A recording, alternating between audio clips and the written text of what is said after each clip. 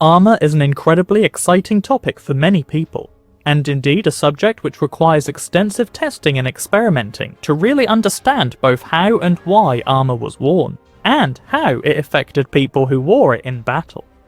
Not only that, but individually understanding how each component of armour is worn is a monumental topic, and one that is still being developed with new ideas and alternatives being proposed all the time. In today's video, we are going to take a look at the century where armour became revolutionised, in a period from which we get the classical fairy tale knight in shining armour, the 15th century. In this documentary, we have 3 reenactors all sporting full knightly harnesses from 3 distinct timelines: 1380 to 1400, 1410 to 1430, and 1450 to 1470. As I will explain throughout the video, these are just examples of armour for 100 years of history, and other alternatives existed. Please follow my friends featuring in today's video who have helped make this documentary possible by following their social media pages which show much more historical arms and armour. Supporting the reenactors in my videos allows me to make more of these documentaries, and feature other types of arms and armour throughout military history. Throughout the 15th century, foot protection didn't change a whole lot. Sabotans continued to be evolved to a point where they provided as much protection as they realistically could, while offering relatively unimpeded mobility. The small layered steel segments were light enough so that the weight was not noticed during movement, and proved not to interfere when performing combat maneuvers. It appears that the feet were never a specific point of vulnerability during warfare, specifically for dismounted knights. Indeed, often knights appear to have decided to forego the Sabotan entirely. For mounted knights, protection for the feet was a little bit more necessary, as being on horseback meant that your feet were elevated, so became more of an accessible target for dismounted opponents. Although, of course, this would only become an issue if you found yourself stuck in the melee without a quick escape route.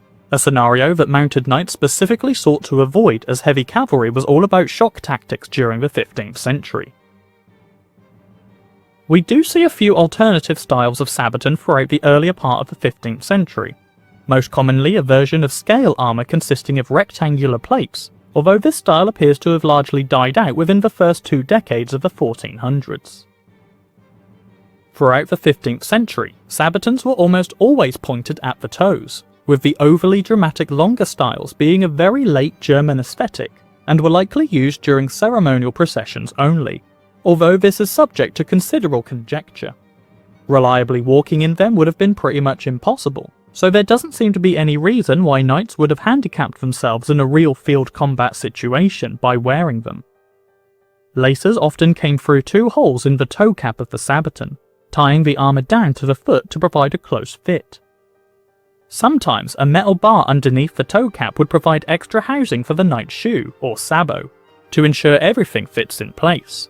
However, modern experiments suggest that these would have made the shoes quite slippery on certain surfaces. A strap and buckle is tightened around the back of the ankle to secure the Sabotan in place. Greaves are some of the most interesting components of armour, as they rarely changed throughout their entire existence during the late medieval period and beyond. Modern armourers refer to them as anatomical greaves, as they are crafted by mimicking the wearer's lower leg anatomy. The muscle, bone, fat, curvature, length, width, and the ankle are all taken into consideration and replicated in steel to produce expertly crafted greaves. True tailor-made greaves are crafted in a way that means the weight of the armour sits mostly on the bulbous part of the back of the calf muscle, meaning that if you lean forward, the bottom front of the greave isn't digging into the top of your foot, which would create grave discomfort to the wearer. By the 15th century, the majority of greaves, especially for knights, were fully enclosed, meaning that they completely protected the lower leg with steel, using 2 plates which are hinged on one side and strapped on the other.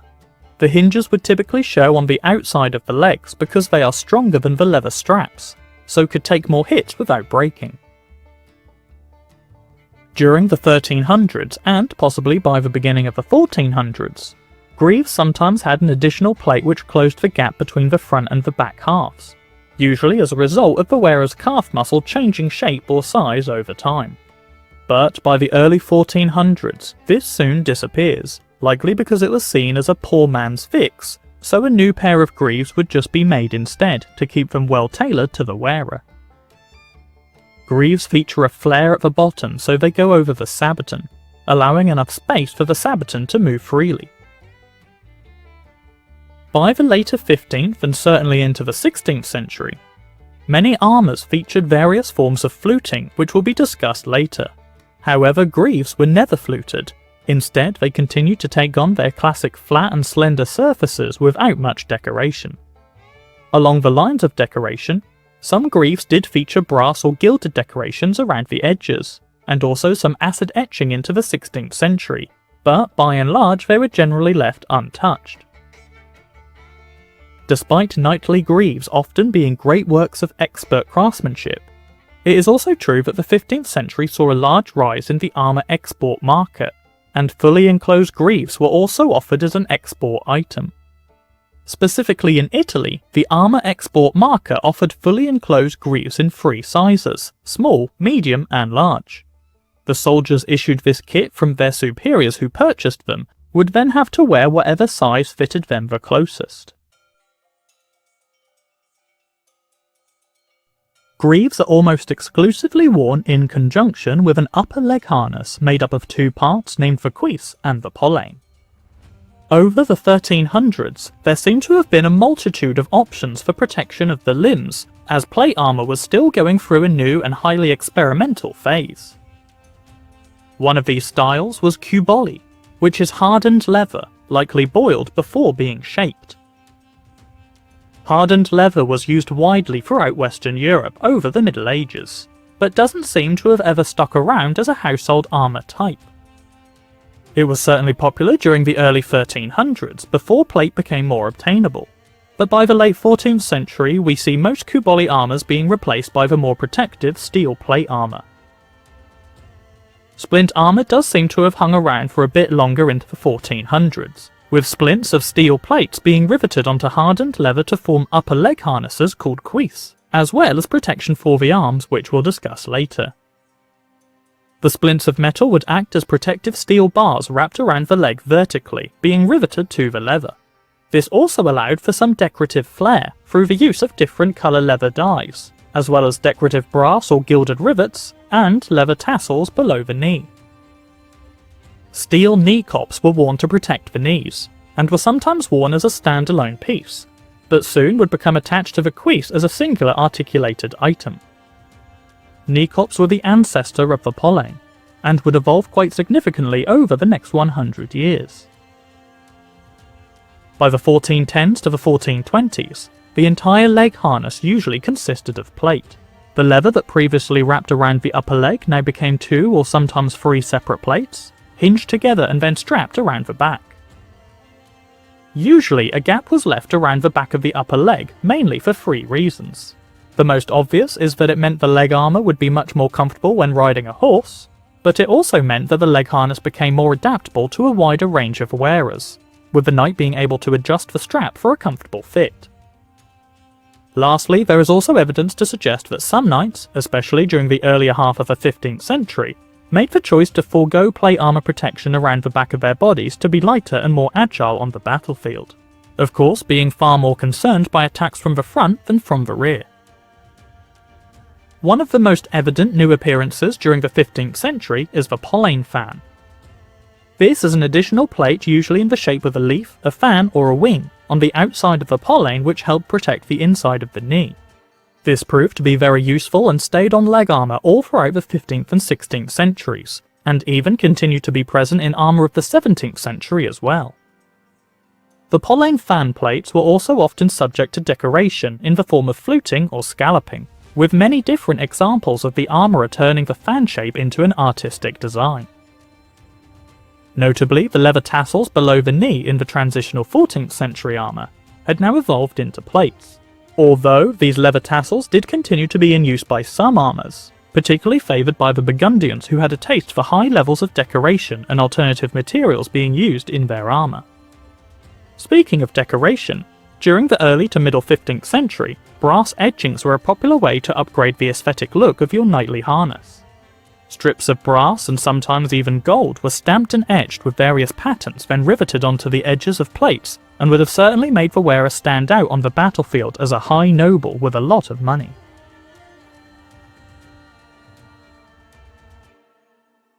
One component that has stayed as a reliable part of knightly armour is the mail. As a fun fact, mail means mesh in French, which is another word for chain in this context, so saying chain mail isn't necessary. Going a little further back in history, mail originally started to be used in the form of a shirt, sometimes called a hauberk or a burney. As the 12th and 13th centuries unfolded, the mail began to cover more of the knight's body until we see almost the entire body covered by the late 13th century, with the face being the only part of the body not covered, which would usually be protected by a great helm instead. As plate armour began to become a more popular and available alternative, we see mail begin to be used less. Although it should be said that many soldiers still relied on mail as their primary protection all throughout the late medieval period. For knights who could now wear plate armour, the mail was given a new role in just protecting the gaps between the plates, such as the armpits, groin, neck, and other vulnerable areas. During the 14th century, a full mail shirt was still sometimes worn, bridging the gap between the bottom of the breastplate and the top of the legs. By the beginning of the 15th century, this was still the case, however mail shirts were relied on less. An interesting note is that we also see silk being used as a garment to sew the mail onto. Silk was expensive during the Middle Ages, so this was certainly reserved to the high-end knights who could afford it. But silk also had some key characteristics which made it the best material to use. Silk has a very dense weave, and it also doesn't stretch, which makes it durable and less likely to rip due to wear and tear, so it will last longer than other textile alternatives. Here we can see the mail shirt being done up with the use of small hooks. This is a documented way of wearing a mail shirt, and arguably a more dignified way than doing the classic mail shuffle. By the late 15th century, a full mail shirt was no longer deemed necessary by most knights, although we still do see full mail shirts sometimes being worn by Italian knights right throughout the middle to late 1400s. Most of the shirt has now been cut away, and only the parts which are most important have been left, covering the pre-mentioned vulnerable areas such as the armpits and the inside of the elbow, where the plate armour can't easily cover. By the 16th century, tiny overlapping strips of metal were developed, which could protect these vulnerable areas, but this was extremely sophisticated, and only the most skilled armourers in the country could make this, so only reserved for the wealthiest of knights. Another item which seems to have stayed consistent throughout the 15th century and right into the Renaissance was the mail collar, or standard. This item protected the throat and the neck, and was usually worn as an additional layer of mail up to the early 15th century, but was worn as a single layer of protection after mail shirts stopped being worn so commonly.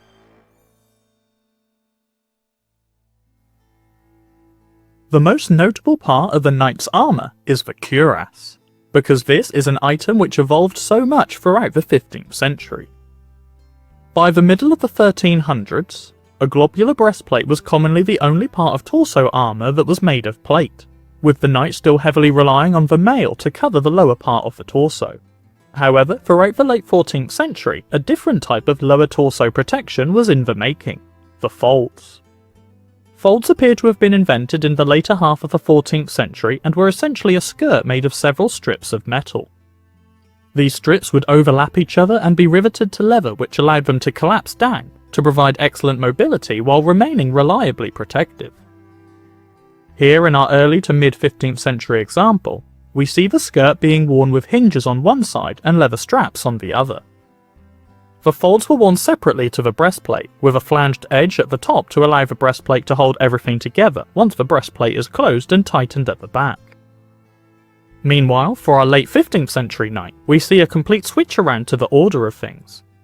Here, the breastplate is worn first, which is considerably cropped at the bottom in comparison to the earlier globular breastplates. This is because an additional component is invented during the later part of the 15th century, the placard. The placard is essentially an additional layer of defense which overlaps the bottom and central part of the breastplate, the area which covers the internal organs and the ribcage, in an effort to provide an all-round better protection. This two-part system allows the knight to move around much more freely in his cuirass, with a central strap on the front and back of the breastplate holding the placard up, while still sitting free at the hips. Alternatively, some armours, particularly German harnesses, featured placards which were solidly riveted in place to the breastplate. The placard is an expertly crafted piece of kit, which makes the folds and the lower cuirass all one piece, again using a configuration of hinges and straps to allow it to be worn. The globose breastplate of the 14th century is named as such due to its globular shape, which was specifically designed to have no flat surfaces, so incoming strikes from arrows or bladed weapons were more likely to glance off and lose a lot of their momentum. Even glancing attacks could still be very dangerous, as it was exceedingly unpredictable where they would land after ricocheting off the initial impact area. So, a V-shaped piece of metal was riveted to the top of the breastplate, called a stop rib. The aim of this addition to the cuirass was to prevent ricocheting strikes from going up into the throat or the face of the knight, with the V shape guiding the incoming strikes to either side of the head and over the shoulders. Some breastplates of the 14th and early 15th centuries had these, and some didn't, and by the mid to late 1400s, it seems that the stop rib was deemed unnecessary and no longer featured in later period cuirasses. This is likely because the function of the stop rib had largely been replaced by different components of armour, such as the bever, gorget, or fully enclosed helmets. As a side note, these breastplates do also feature rolled edges, as does much of the rest of the armour. This is another way to prevent glancing strikes from sliding off and injuring the knight, while also providing a secondary role of giving more comfort to the wearer by rounding off and dulling the edges. Another new invention of the 15th century, gaining in popularity in the mid-400s onwards, were the tassets. Tassets are plates which are strapped to the bottom of the folds to provide additional floating protection to the upper leg. They do an important job of bridging a gap which is created when a knight is sitting on horseback. They cover the upper thigh to help reduce spears and other bladed weapons from penetrating up from below. While fighting on foot, the folds covered this gap quite well already, so they weren't as necessary for dismounted combat. On top of this, the English-style folds often featured a few more strips of metal which created a longer skirt which would go further down the leg, covering this gap without the requirement for tassets. But tassets were still often worn by even English knights, as they would likely switch between mounted and dismounted combat in a typical battle situation. This early 15th century breastplate features another interesting element, a mount for an arret. The arret, or lance rest, was a metal hook which had a hinge so you could pull it out when you wanted to rest your lance during a charge into enemy lines.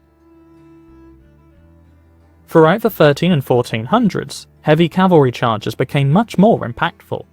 The plate armour meant that the knights were less vulnerable to incoming arrow fire. The destrier horses specifically bred for jousting were bigger, stronger and faster, and the lance rest took on the weight of the lancers, meaning that the lancers could now be heavier, providing a much more impactful strike against the opponent. All this was usually enough to make enemy lines rout before the cavalry were even able to charge into them, as standing your ground would be almost suicidal. As such, lance rests featured all throughout the 15th and 16th centuries, and were used for tournament jousting as well as field warfare. The arm harness also evolved significantly throughout the 1400s, with many different variations and options available by the end of the 15th century. The late 14th century saw some very experimental types of arm protection, which seemed to begin with elbow protection called a couter or an elbow cop, which was similar in design to the knee protection of the same period.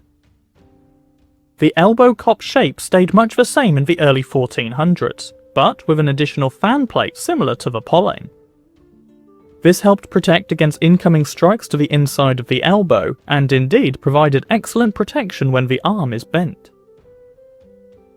By the late 15th century, many alternative designs were available, including separate couters which were laced to the doubler independently. In Italy, armourers began experimenting with overly large cutter plates which protected almost the entire arm in a single plate. This style was also adapted into late 15th century jousting kit, where these cutter plates, or indeed the entire arm harness, evolved into a makeshift steel shield to help prevent the effects of the ever more powerful lancers. This middle to late 15th century arm harness is from the effigy tomb of Sir John Cressy, a notable English knight, whose armour is of a classically English style, with the fluted fan plate on the cutter resembling a leaf design, an artistic style copied in the fan plate of the leg harness. In this late 14th century example, the upper arm protection, named the upper cannon or rear brace, is a splint metal construction, following the same style as the upper leg harness, using hardened leather to bridge the gaps between the splints.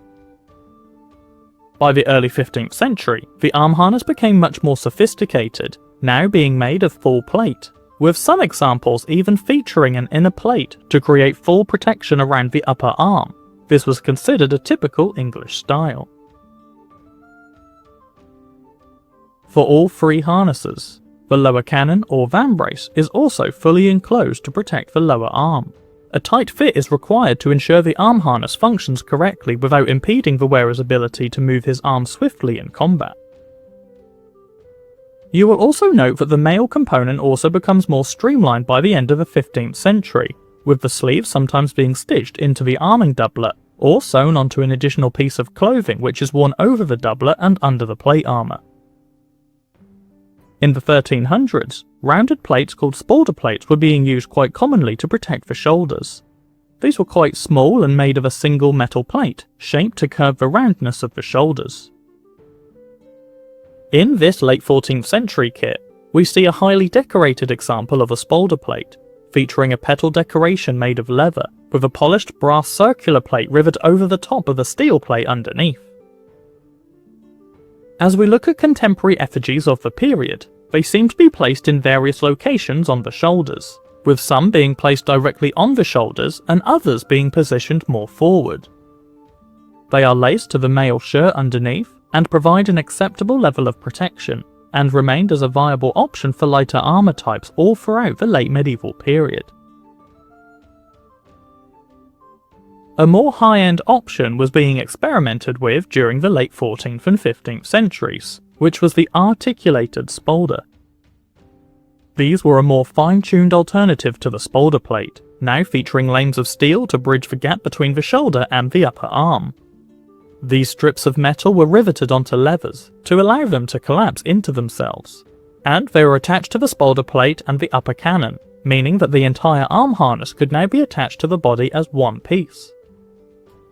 The upside to this is the armour now became much more protective, with many of the gaps now covered. But the downside is that the arm harness now became a much more technical piece of kit, and therefore required the skills of a highly trained armourer to tailor the articulated arm harness to the wearer's arm to ensure excellent mobility. Additionally, plates are sometimes laced onto the mail to cover the armpit gaps, which, as previously mentioned, are particularly vulnerable areas for the knights. These rectangular plates are called bessigues, and are commonly seen on armour right through the 1400s and beyond, as they prove to be a very simple yet effective way of providing at least minimal protection over the armpit gaps. This style of integrated arm harness continued throughout the early 1400s, but by the mid-15th century we see a new alternative shoulder protection becoming available. Pauldrons are the larger and more protective alternative to the spalder. They provided excellent defense against incoming strikes, overlapping with both the upper arm harness and the cuirass to give double-layered protection. But the downside is that they were considerably heavier than the spalder, and allowed less movement, which is why we see the spalder continue to be in use throughout the 15th century, particularly favoured in Germany. Again, armour is all about the balance of protection versus mobility. If you are primarily going to use a lance on horseback in a couched position, you are not likely to need much movement in your arms, so you'd prefer to wear pauldrons. If you're dismounted and using a two-handed polearm as your primary weapon, you're going to need to move your arms a lot more to fight competently with your weapon, so therefore you may favour the spalder instead.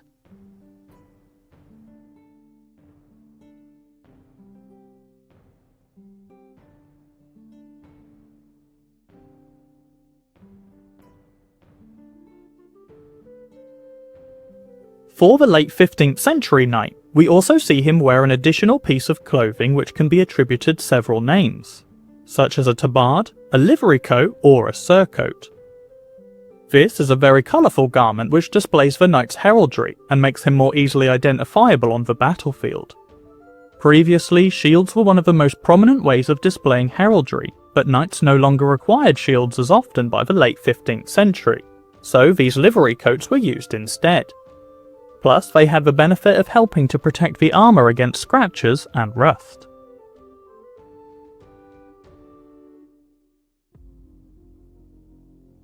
One of the last pieces of armour to be worn is the helmet.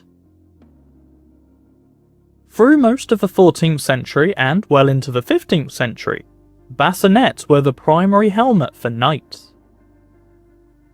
These were close-fitting helmets which often featured a high point at the top of the head. This allowed for greater protection against heavy strikes on the top of the head, acting a similar way to the globular breastplate when the strike would likely be forced to glance off down either side of the helmet and lose much of its power.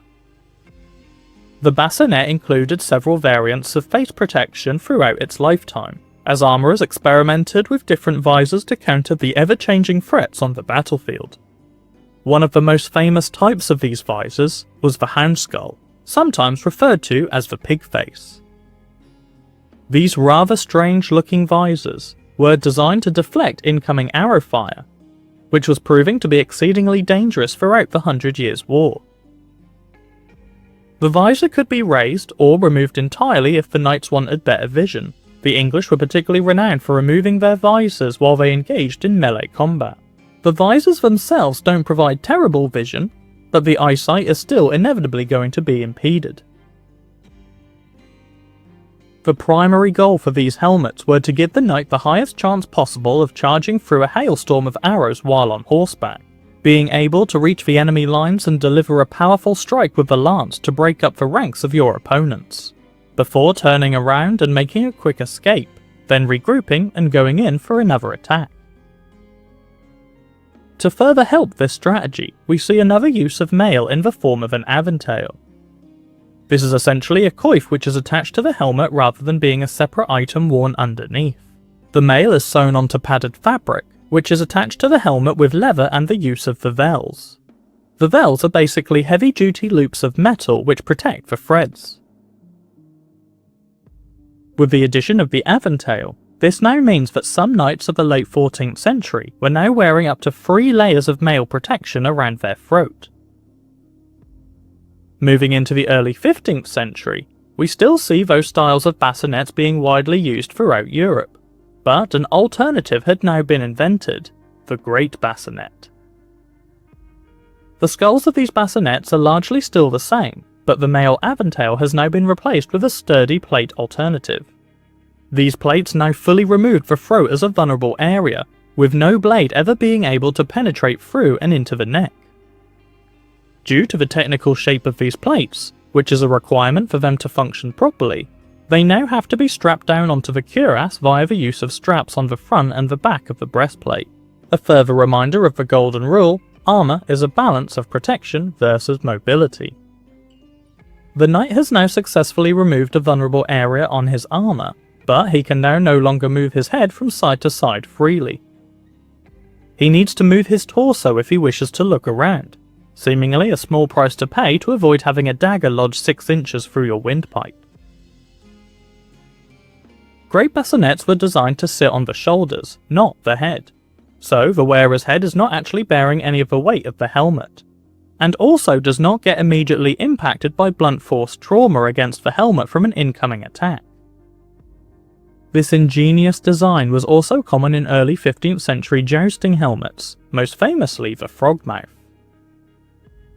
Lance strikes, whether in jousting or field combat, were becoming far more powerful largely thanks to the invention of the arret, so a single well-aimed lance strike could easily snap the neck of an opponent upon impact. These designs of helmets helped minimise this risk. By the mid to late 15th century, the grand bassinet had evolved into a new type of helmet, the armet. But meanwhile, other forms of bassinet had evolved into a new type of helmet entirely, which became universal in Western Europe. the salle. The neck protection had now evolved into a tail going further down the back of the neck while also purposefully not fitting as tightly to the body, meaning that the wearer could now tilt his head back more freely. A hinged visor protected the face and could be raised for better vision. These visors continued to feature the narrow eye slits, this time usually one long eye slit rather than two separate ones. The visor, sometimes referred to as the jaw, creating a space between the helmet and the wearer's face to help protect the knight from incoming strikes. Again, we see the same vulnerability around the throat appear, but knights could wear a bever to protect the lower part of the face and their neck. The bever was a separate piece of armour which could be easily removed during combat without needing to ditch the helmet. Some bevers were made of a single metal plate, but others were articulated, being able to be folded down so the knight could breathe better, as air circulation was always one of the biggest worries for a knight in combat.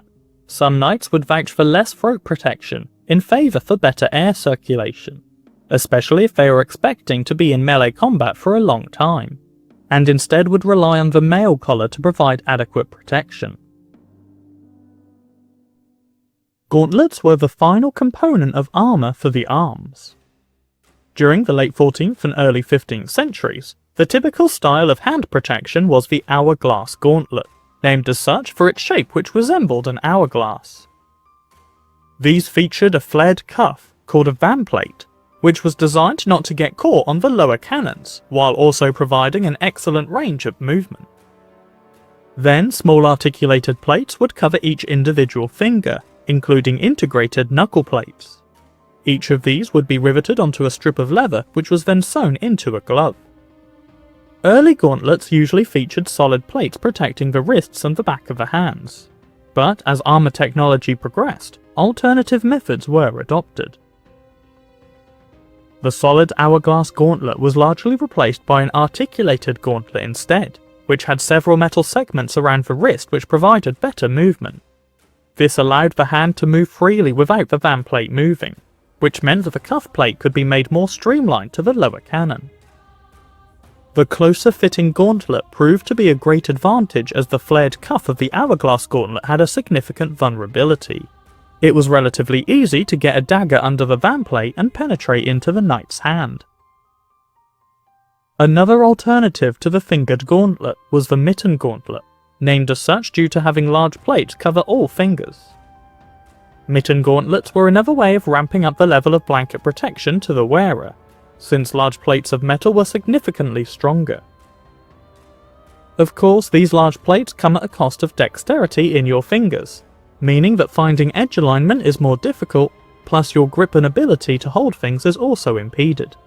A further reminder that armour is a balance of protection versus mobility. For standard soldiers, mitten gauntlets were a great advantage as they were generally holding polearms like pikes, which meant that they could still achieve a good grip with both hands, and just had to focus on lunging their pikes towards the enemy at a distance, rather than having to skillfully use a sword in close combat. One of the best items to protect yourself is a shield, and these had been used all throughout history from the ancient period onwards.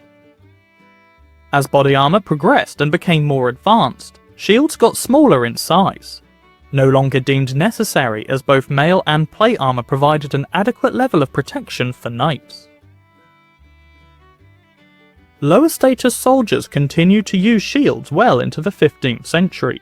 For example, the Pavis crossbowmen were notable for their large rectangular shields, which were similar in design to the Roman scutum over 1,500 years earlier. From the earliest knights of the 11th century, a kite shield was worn which protected the majority of the body.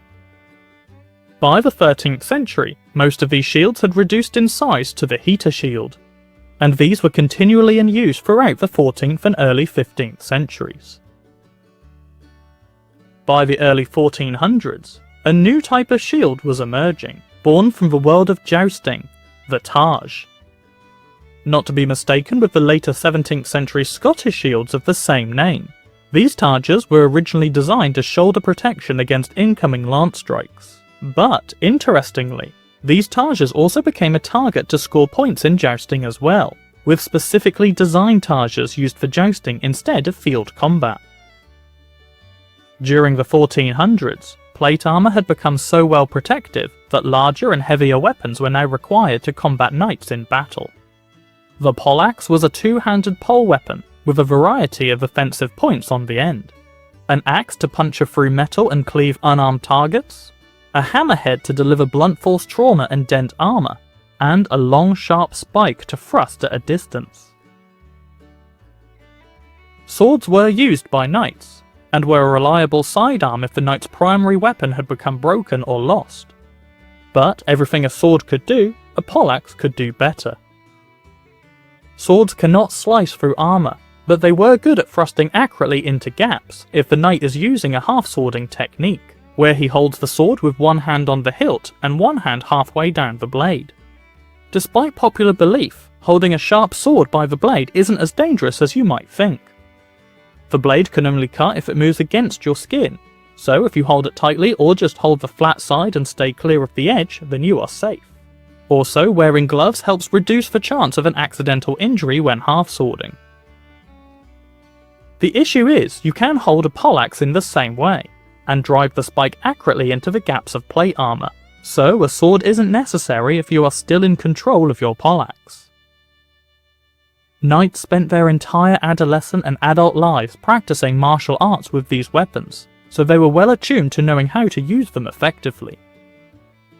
As poleaxes were two-handed weapons, and required a lot of dexterity to use, holding a shield at the same time would prove quite a cumbersome task. The targe had multiple straps which went around the wearer's arm and the neck, allowing the shield to be tightly fitted against the knight's shoulder and moved when the knight moved his arm. This allowed the knight to have a blanket protection on his left side, which was the most common place to receive incoming attacks in melee combat, as most people were right-handed, so would strike on the left side of the opponent's body. However, by the mid-15th century, these targes seemed to only be used by cavalry, and were mainly reserved once again for jousting tournaments only. The 15th century knight was effectively a tank on the battlefield, armed to the teeth and equipped with fearsome weapons, with the knowledge and fitness to use them. An entire harness weighs in at between 25 to 35 kilograms, but as we have mentioned throughout the documentary, each individual component is made in such a way that it is suspended strategically on the body to help spread out the weight and function alongside the natural strengths of the human body. Also, a professional knight would train in armour starting in their childhood, so wearing a full harness would feel second nature to them. Knightly combat was also designed in such a way, so the knight would only have to fight for short periods of time before falling back through the ranks, allowing another fresh, eager knight to take his place, so the exhausted knight could take a drink and have a moment to regain his strength before re-entering the theatre of combat. A knight would also not be fighting alone. By the 1400s, they would typically have a retinue of professional soldiers sworn to protect him at all costs. Valets d'armes and squires would fight alongside them in melee combat, while crossbowmen would stand at a distance, ready to snipe any opponent who got dangerously close to their master, who they were being paid to protect. As such, you really had to think carefully before taking on a knight in battle, as the chances are it'll not be a 1v1, but instead you may find yourself taking on multiple opponents at the same time, while also receiving artillery fire. And so, this is the evolution of knightly armour throughout the 15th century. As mentioned before, these are only some examples of arms and armour throughout the 100-year period of military combat and armour evolution. There were various styles which served different purposes, from Burgundian, Gothic, Flemish, English, French, and various Italian city-states, all of which evolved in response to the ever-changing threats on the battlefield. Please follow the reenactors featured in today's documentary, and help support them by using the links in the description below. And feel free to look through the How a Man Shall Be Armed playlist, where there are videos highlighting arms and armour throughout over 1,000 years of military history.